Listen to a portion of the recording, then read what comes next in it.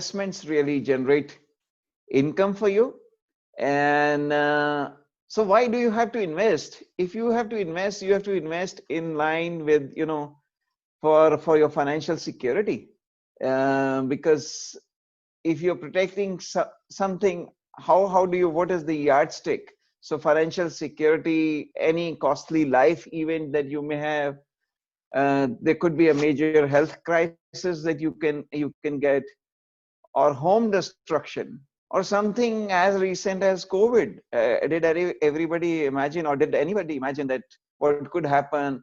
People could lose jobs. So if there's no money, if there's not money invested properly, so first of all, there is saving which can take care of you in the unlikely event, and second, there is an investment which takes care of you.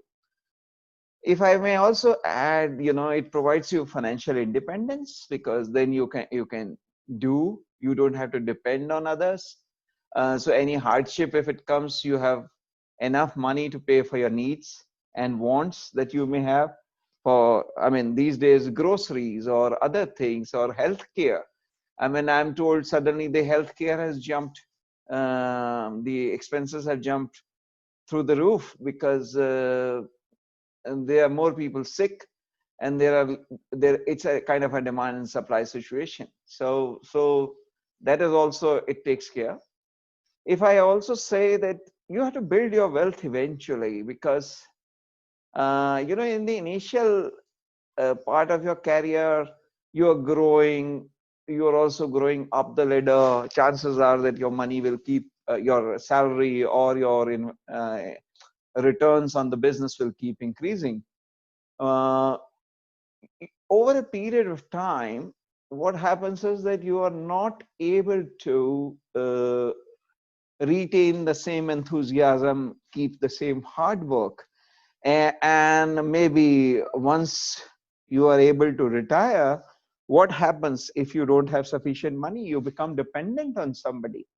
Now, earlier we used to have joint families in India. Is it possible now? There are more nuclear families, and therefore you need to build your wealth also to look after your retired life.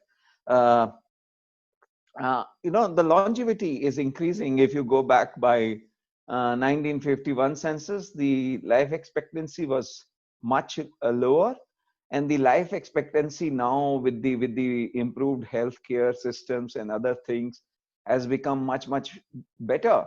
So your working life, if I may typically look at, your working life is only about, let's say, 30, 35 years. If you start working at 22, and if you retire at, let's say, 60, even then we are talking about 38 years.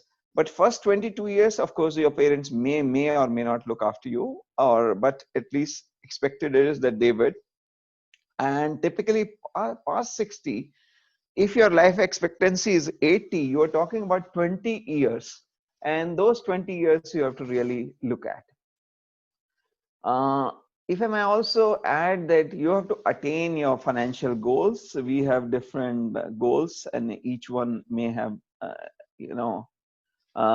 financial goals, emotional goals, and how do you really achieve them? You achieve them only by way of money, and therefore it's important that you look at how your money also, while you work, your money also works, and it also works in line with your risk profile.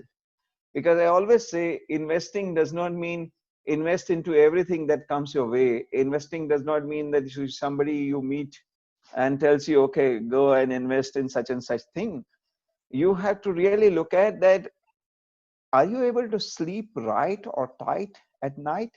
Because you have invested in something, it suddenly falls off. So that is where you can go wrong. So some people may have inherently higher risk-taking appetite, some may not have, and therefore they have to invest in line with their risk profile.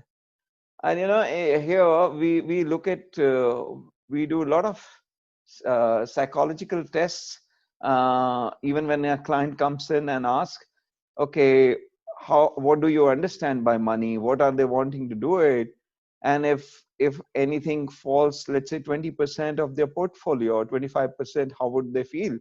Because they are not investing money to spoil their health, they are actually investing money to make their life better, and therefore they should be able to take what they can, and that's the kind of risk that they can, and this is how it will work.